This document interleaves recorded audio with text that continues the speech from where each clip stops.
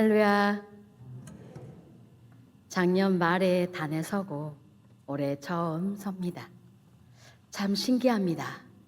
또 떨립니다. 그리고 또 설레입니다.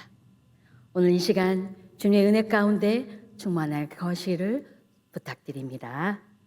사랑하는 성도 여러분, 우리는 평생을 살아오면서 많은 것을 이루고 많은 것을 잊어버리고 체험하며 인생의 쓴맛을 살고 있습니다.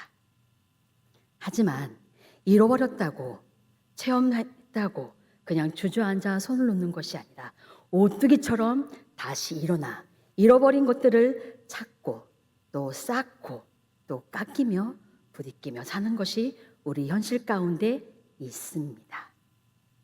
그러나 이 현실 가운데 가장 소중하고 그리고 가장 소홀히 여기는 가정 안에서, 그리고 내가 먹게 살기 위해서 간쓸게 빼면서 사는 우리의 일터 가운데, 직장 가운데, 우리의 신앙을 지키기 위해 크고 작은 인간관계에 있어서 특히 우리 교회 공동체 안에서 서로를 세우고 지키기 위해 선한 말, 위로의 말을 많이 합니다. 반면에 하고 싶지 않은 말도 적지 않게 많이 하고 있습니다. 그리고 누군가를 위한다고 속에 있는 말을 했다가 오히려 오해를 받아 갈등과 어려움 속에 처할 때도 때로 있습니다. 그런데 오늘 사도 바울은 우리에게 고린도전서를 13장을 통해 아주 도전적인 말을 던지고 있습니다. 13장 1절에서 2절 나오는 말씀입니다. 같이 읽어볼까요? 1절. 내가 사람의 방언과 전사의 말을 할지라도 사랑이 없으면 소리나는 구리와 울리는 꽹과리가 되고, 내가 예언하는 능력이 있어 모든 비밀과 모든 지식을 알고 또 산을 옮길 만한 모든 믿음이 있을지라도 사랑이 없으면 내가 아무것도 아니요. 아멘. 이는 아무리 큰 믿음과 지식을 가졌어도 사랑이 없으면 아무것도 아니다라고 지금 강조하는 말입니다. 오늘 우리는 얼마나 말을 많이 했는가를 묻기보다는 나는 오늘 이 하루에 얼마나 사랑으로 살았는가, 오늘 하나님 앞에서 돌아보았으면 좋겠습니다. 돌아보기 전에 이 말씀이 배경이 되는 고린도 지역과 고린도 교회를 조금만 살펴보겠습니다. 사진 하나를 봅니다. 오늘 본문에 나오는 고린도라는 도시는 사진에 보는 것처럼 에게와 이오니아에 있는 고린도 지역 좁은 육지에 위치하고 있고 무역과 상업이 무척 발달한 국제 도시입니다. 그러다 보니 매우 부유합니다. 그리고 다문화적인 도시입니다. 일명 화려하고 잘 사는 도시라 생각하면 우리나라의 강남 같은 도시라 여길 수 있습니다. 하지만 이 도시를 향한 불명예 같은 말도 또 하나 있습니다. 그 말은 고린도 사람처럼 살다라는 말입니다. 이 말의 의미는 죄송하지만 문란하게 살다, 방탕하고 타락한 삶을 산다 라는 뜻으로 쓰이고 해석하는 정도로 우상 숭배와 음행, 갈등, 분열이 어느 도시보다 일상적인 곳이 이 고린도입니다. 이런 환경 가운데, 이런 현실 속에 세워진 교회가 바로 고린도 교회입니다. 이 교회의 설립자는 사도 바울입니다. 주 약 50년에서 52년경 바울이 2차 전도 여행 때 고린도에 1년 6개월을 머물며 전도했던 것입니다. 특히 이곳은 다른 곳에 비해 유대인들보다 이방인 성도들이 중심이었고, 그러다 보니 부자인 사람, 가난한 사람, 그리고 똑똑한 지식인, 또 하층민까지 섞여 있는 다양한 사회계층을 이루고 있는 교회입니다. 그러니 얼마나 많은 일들이 그 안에 있겠습니까? 우리는 같은 언어, 같은 문화, 생활 방식을 갖고 있는데도 어려움이 종종 있고 매우 같이 있는데, 그 안에 많은 일들이 있었습니다. 때로는 이 다양성이 축복이 되는 순간도 있겠지만 실제로는 이 다양성이 분열과 갈등의 원인이 되는 것 같습니다. 이렇게 세워진 고린도 교회는 특히 은사가 많았습니다. 은사를 헬라어로 카리스마라고 합니다. 이 카리스마는 하나님의 은혜를 뜻하긴 하지만 보통은 하나님께서 성도 개개인에게 주는 특별한 재능을 의미하고 있습니다. 다양한 사람들이 많이 모였으니 당연히 여러 가지 많은 은사들이 같이 일어나는 게 사실입니다. 갖가진 방언도 있었고 크고 작은 예언도 있었고 그리고 깊고 낮은 지식도 많았습니다. 그로 인해 아주 풍족하고 아주 풍부하고 축복받은 권력과 힘이 가능한 교회였던 셈입니다. 그런데 문제가 있습니다. 어떤 문제냐면 그건 사람들이 서로 사랑하지 않는 것입니다. 고린도전서 1장 12절을 통해 알 수 있듯이 교회의 분쟁이 일어납니다. 내가 이것을 말하거니와 너희가 각각 이르되 나는 바울에게 나는 아볼로에게 나는 게바에게 나는 그리스도에 속한 자라 한다는 것이니 이처럼 바울은 분열의 원인 중에 은사에 집착하고 서로를 판단하는 이 고린도 교회를 향해 바울의 핵심 교훈으로 은사보다 먼저 회복해야 할 것이 사랑이라 오늘의 주제인 사랑을 말하기 위해 이 말씀을 기록하고 있는 것입니다. 오늘 우리에게 두 번째 묻고자 합니다. 나는 지금 종교인으로 신앙생활을 하고 있는가? 아니면 예수님의 사랑을 실천하며 예수님의 사람으로 살고 있는가입니다. 오늘 예수님의 사랑을 실천하며 살아가는 우리에게 본문 1절 3절에서 중요한 포인트인 말씀인 첫 번째로 강조하고 싶은 사랑이 없으면 아무것도 아닙니다. 한 오케스트라가 연습 시간에 있었습니다. 연주자들이 각자 자기 파트를 열심히 연습하고 있습니다. 바이올린은 바이올린대로, 트럼펫은 트럼펫대로, 다음에 첼로는 첼로대로 잘 연주하기에 자기 소리를 열심히 크게 돋보기에 최선을 다해 소리를 냅니다. 결과는 어땠을까요? 악기들의 기술은 뛰어났지만 음악은 아니었습니다. 그냥 소음에 불과했던 것입니다. 이때 지휘자가 연습을 멈추고 이렇게 말합니다. 여러분, 지금 연주하고 있는 것이 잘못된 것이 아닙니다. 잘못된 것은 서로의 악기의 소리를 듣지 않고 있습니다. 이렇게 말했습니다. 여기서 느끼는 소음이 바로 바울이 말한 1절 후반절에 나오는 울리는 꽹과리가 바로 이런 것 같습니다.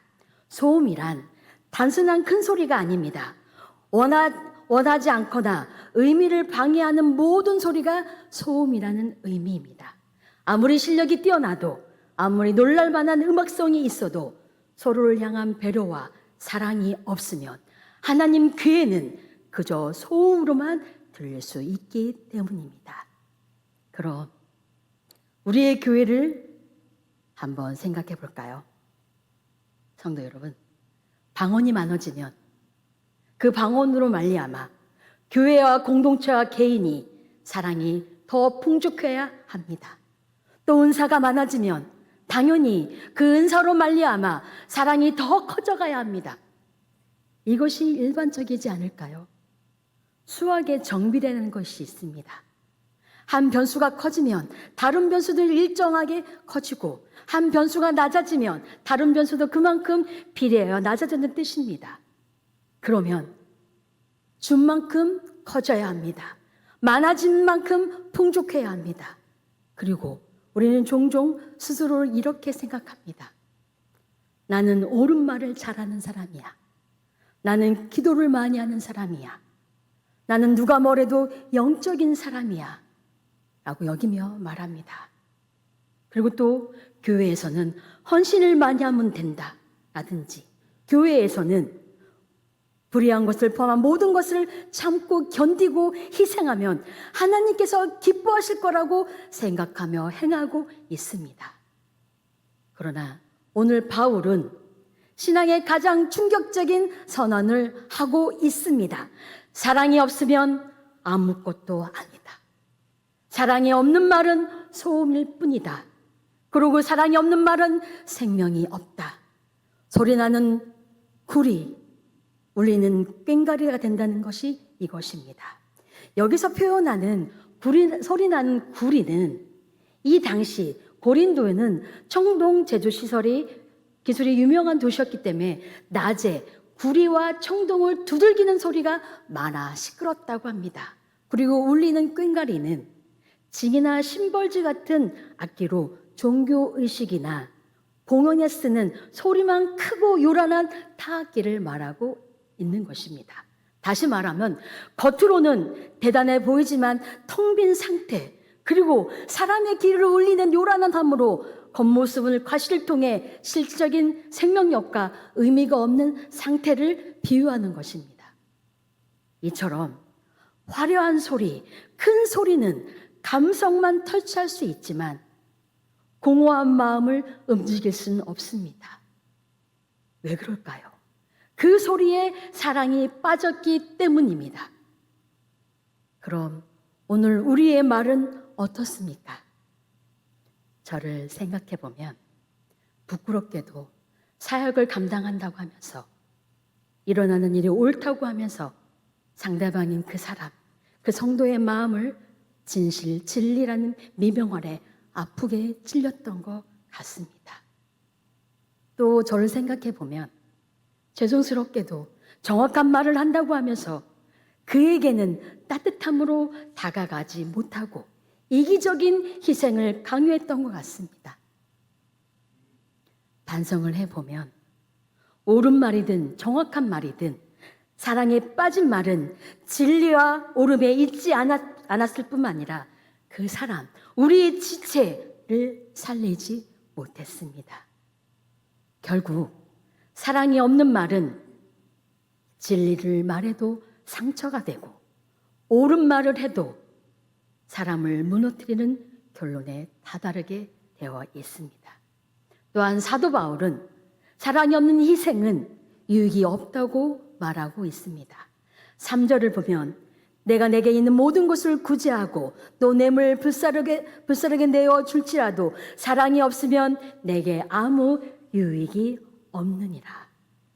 이 말씀을 통해 알 수 있듯이 가장 헌신된 마음으로 평생 모은 돈을, 재산을, 구제를 다 내려놓고 하나밖에 없는 나의 생명까지 내어주는 희생을 한다 하더라도 바울은 말합니다. 아무 유익이 없다. 왜 그럴까요? 사랑에서 나오지 않는 의무나 사랑에서 나오지 않는 자기 섬김이나 사랑이 아닌 사람의 인정을 받기 위한 헌신은 그것을 하나님을 향한 예배가 아니라 자기를 드러내기 위한 의의 행위가 될 수 있기 때문입니다.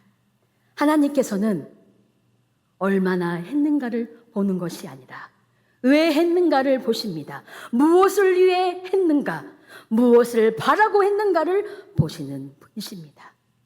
사랑이 없다는 것은 내 중심된 신앙, 하나님보다 사역이 앞선 신앙, 사람보다 사랑보다 오름이 앞선 신앙입니다. 곧 사랑에 빠지는 그 순간 신앙은 그저 복을 불기 위한 종교의 수단으로 전락해 버립니다. 성도 여러분, 믿음은 있는데 사랑이 없으면 그는 교만해집니다. 성도 여러분, 지식은 있는데 사랑이 없으면 그는 판단하게 됩니다. 성도 여러분, 열심은 있는데 사랑이 없으면 그는 사람을 밀어냅니다.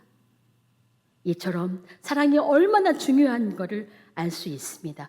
우리의 사랑의 신 예수님께서는 진리를 정확하게 말씀하셨고 가장 큰 희생으로 가장 완전한 사랑을 사셨던 분입니다. 십자가는 말이 아니라 삶으로 보여준 사랑입니다. 십자가는 능력이 아니라 사랑으로 구원하신 사건입니다.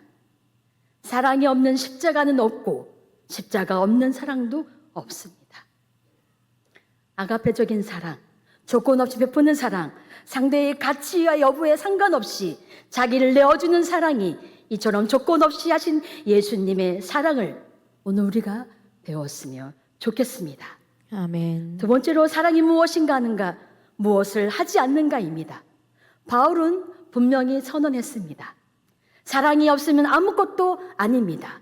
그렇다면 우리가 바울에게 첫 번째 질문을 하고 싶습니다. 그럼 사랑이 무엇입니까? 우리는 사랑을 어떻게 하면 살아낼 수 있습니까? 라고 묻고 싶습니다. 바울은 이렇게 말합니다. 고린도전서 13장의 사랑은 느끼나 감정을 설명하는 것이 아니라 의지적인 태도와 행동으로 나타나고 있습니다. 다시 말하면 사랑은 감정이 아니라 결단된 삶의 방식이라 말하고 있습니다.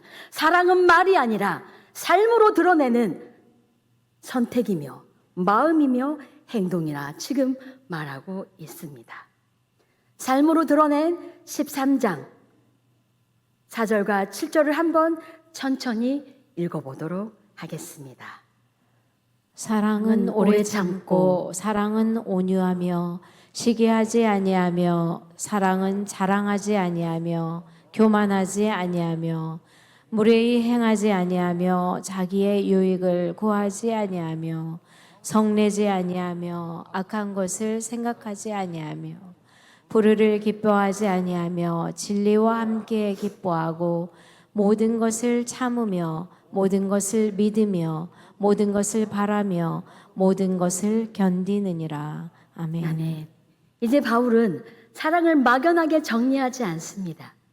바울이 말하는 사랑의 정의는 세상에서 말하는 사랑의 정의와는 근본적으로 차이가 있습니다. 바울이 말하는 사랑의 정의는 신앙의 근본적인 요소이자 목적이며 전인격적인 것입니다. 그래서 바울은 사랑의 모습을 보여줍니다. 사랑이 하는 것은 오래 참음으로, 온유함으로, 진리를 보고 기뻐함으로 모든 것을 견디는 것이라 보여주고 있습니다. 그리고 반대로 사랑은 하지 않는 것으로 분명하게 단호하게 말하고 있습니다. 시기하지 않습니다. 그러나 우리는 늘 끊임없이 비교합니다. 그래서 낙오자가 생기고 패배자가 생기는 것입니다. 자랑하지 않습니다. 그러나 우리는 늘 내 자신을 드러나지 못해 안달입니다. 그래서 낭망하는 자가 생깁니다. 열등자가 생기는 것입니다. 교만하지 않습니다. 그러나 우리는 언제나 상대 위에 서려고 합니다. 그래서 연약함에 스스로 삶을 내려놓는 자가 생기는 것입니다. 사랑은 언제나 나를 향하여 시작하지 않습니다. 사랑은 항상 너를 향해 움직이는 것입니다. 어떤 한 사람이 급하게 운전을 하고 있었습니다. 앞차가 계속 서행을 하자 이 운전자는 화가 났습니다. 그래서 경적을 빵빵빵빵 울리면서 차 문을 내리면서 욕을 하며 앞차를 추월했습니다. 그런데 조금 가다 보니 앞차가 병원 응급실에 들어가는 것을 보았습니다. 차 안에는 산소호흡기를 단 환자가 타고 있었던 것입니다. 그 순간 그 사람은 이렇게 말했습니다. 내가 조금만 참았더라면 절대 경적을 울리지 않았을 거다. 이렇게 후회했습니다. 사랑은 이처럼 속도를 말하고 보는 것이 아니라 타인의 속도를 보고 내 속도를 맞추는 것이 사랑입니다. 또한 사랑은 무엇입니까? 사랑은 모든 것을 이해하는 것이 아닙니다. 모든 것을 이해가 되지 않아도 멈추는 것입니다. 사랑은 늘 이렇게 말합니다. 내가 모르는 사정이 있겠지. 아마도 그렇게 한 일은 무슨 이유가 있을 거야. 라고 타인을 생각하는 것이 진정한 사랑입니다. 바울이 가장 먼저 말한 사랑의 모습을 여러분 아십니까? 가장 첫 번째로 말한 것이 참는 것이었습니다. 오래 참는다는 것은 내가 연약해서 약해서가 아니라 그 사랑을 뛰어넘는 넘치는 사랑이 있기에 참는 것입니다. 오히려 약함이 강함이 될 수 있다는 이야기입니다. 성경 호세아에 보면 하나님께서 호세아에게 반복해서 배신하는 고멜을 사랑하라고, 끝까지 사랑하고 받아들이라고 이야기합니다. 호세아 입장에서 감정적이나 사회적으로 가장 버티기 힘든 시간이었지만 호세아는 관계를 끊지 않고 기다리고 감당했습니다. 오래 참은 것입니다. 또 온유함은 지는 것이 아니라 품어주는 온전한 힘입니다. 민수기 12장에 보면 권력을 가진 사람이 어떻게 사랑했는지를 보여주는 인물이 모세입니다.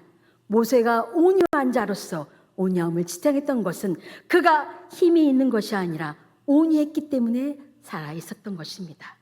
사랑은 자기 중심적이지 않습니다. 그래서 무례하게 행치 않습니다. 그래서 말과 태도를 조심하는 것입니다. 사랑은 자기 유익을 구하지 않습니다. 그래서 내 편안보다 관계를 먼저 보는 것입니다. 사무엘상 18절에 보면 요나단이 나옵니다.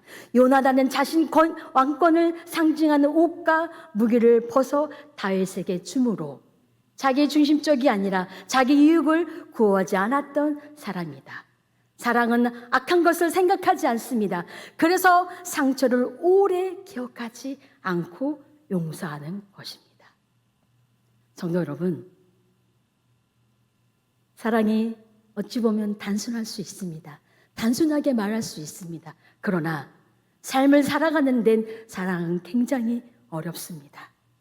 나 자신을 내려놓는 겸손함, 나보다 상대를 높여주는 배려, 오래 참고 견디는 결단 있는 사랑이기에 나는 이제 이런 사랑을 받는 자가 아니라 이제부터 나는 이렇게 사랑을 하는 자로 바꾸기를 소망합니다. 세 번째로 사랑은 영원합니다. 바울이 마지막에 이렇게 말합니다. 8절 상반절을 보면 사랑은 언제나 떨어지지 아니하나. 이 구절의 의미를 보면 그럼 사랑이 아닌 다른 것들은 떨어진다는 의미로 보여지고 있습니다. 지금 우리는 무한 경제 시대에 살고 있습니다. 자동화 시대에 살고 있습니다. 그리고 불확실한 시대를 살면서 우리는 많은 것들을 붙들고 붙잡고 매달리고 살고 있습니다. 그 붙드는 것이 일하는 능력이든 알고 있는 지식이든 오래 터득한 경험이든 놀라운 성취든 아니면 믿음의 열심히까지 영원할 것처럼 여겨집니다. 그러나 사도 바울은 오늘 분명히 성경을 통해 말합니다. 사랑만이 영원합니다. 라고 말하고 있습니다. 우리가 추구하고 살아가는 것은 이 땅에 살아가는 데 중요한 역할을 하지만 완전한 하나님 나라에서는 더 이상 필요하지 않습니다. 고린도 교회의 교인들이 우월하게 생각했던 것들이 사라지고 없어집니다. 다시 말하면 우리가 자랑하는 은사도 언젠가는 끝납니다. 우리에게 힘을 주었던 지식도 이젠 제한적입니다. 또 예언도 부분적입니다. 그러나 단 한 가지, 사랑만은 끝나지 않습니다. 왜 그럴까요? 이 사랑은 하나님의 완전한 형상이며 예수 그리스도의 인격을 통해 보여주신 하나님의 속성이기 때문입니다.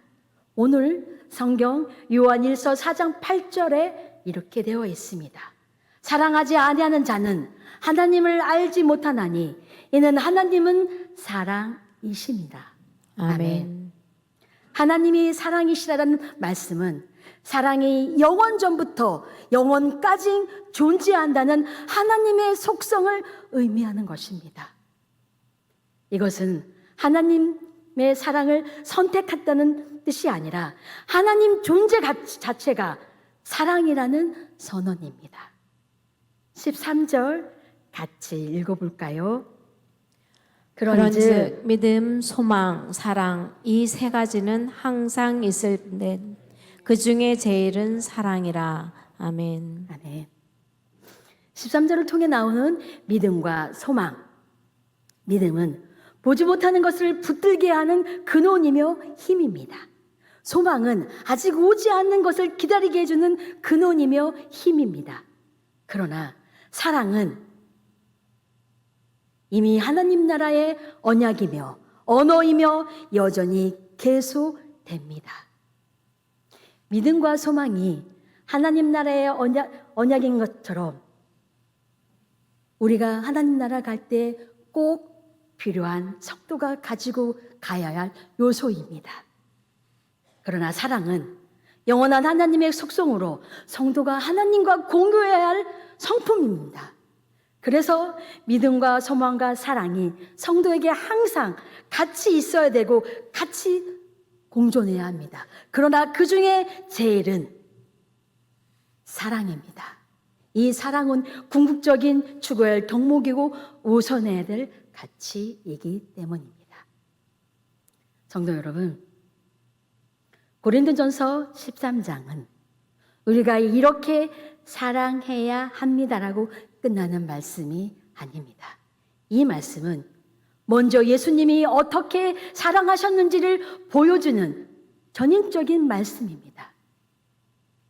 예수님께서 십자가에 달리셨을 때 기적을 보았던 많은 군중은 떠났습니다. 열심을 따르던 제자들도 도망갔습니다. 그러나 끝까지 남아있던 사람들이 있었습니다. 예수님께 사랑을 받았던 사람들입니다. 십자가 앞에 남은 것은 능력도 열심도 말솜씨도 아니라 사랑을 경험한 사람들입니다. 오늘 우리가 이 예배 자리에 있는 것, 예배 자리에 있을 수 있는 이유는 내가 잘해서가 아니라 사랑을 받았기 때문입니다. 아멘. 오늘 이 말씀을 통해 이 말씀을 가지고 우리 가정에서, 교회에서, 삶의 자리에서 사랑으로 삶을 사는 우리 예배자가 되기를 바랍니다. 아멘. 오늘 부분에 사랑을 대신 예수님을 넣어 제가 읽어보도록 하겠습니다. 예수님은 오래 참으셨습니다. 예수님은 자기 유익을 구하지 않았습니다. 예수님은 진리와 함께 기뻐하셨습니다. 예수님은 모든 것을 견디셨습니다. 예수님은 십자가에서 끝까지 사랑하셨습니다. 아멘. 우리가 사랑할 수 있는 이유는 우리가 사랑을 만들어 내서가 아니라 이미 그 사랑을 받았기 때문입니다. 이 사랑은 우리가 만들어서 낸 것이 아니라 이미 십자가에서 부어준 사랑입니다. 그래서 이 사랑을 가지고 교회 안에 있는 갈등, 그리고 자꾸 멀어가져가는 세대의 격차, 가족의 관계, 부부의 갈등 안에서 이제는 사람을 품는 데 인색하지 않았으면 좋겠습니다. 아멘. 오름을 주장하는 것이 아니라 사랑하는 사람이 되기를 소망합니다. 아멘. 사랑하는 성도 여러분, 분명 하나님의 사랑은 예수님의 십자가의 사건으로, 즉 그리스도의 사랑 인격과 사역을 통해 분명히 계시되었습니다. 그 사랑으로 그 생명을 얻은 우리 성도는 그리스도를 본받아 모든 삶을 통해 하나님의 열매를 풍성하게 맺음으로 하나님께 영광을 돌리기를 원합니다. 사랑 없는 신앙은 소음이지만 사랑이 있는 신앙은 세대를 살리고 세상을 살립니다. 사랑이 있는 신앙은 가족을 살리고 교회를 살리고 공동체를 살립니다. 산돌의 성도 여러분, 이제 한 주가 지금 반절은 지나고 있습니다. 이제 남은 시간, 남은 날을 말보다는 사랑으로 했으면 좋겠습니다. 판단보다 용서를 했으면 좋겠습니다. 비난보다 위로를 했으면 좋겠습니다. 이제 옳음보다, 바른 말보다 십자가의 마음으로, 십자가의 사랑으로 살아가는 저와 여러분이 되기를 진심으로 축원합니다.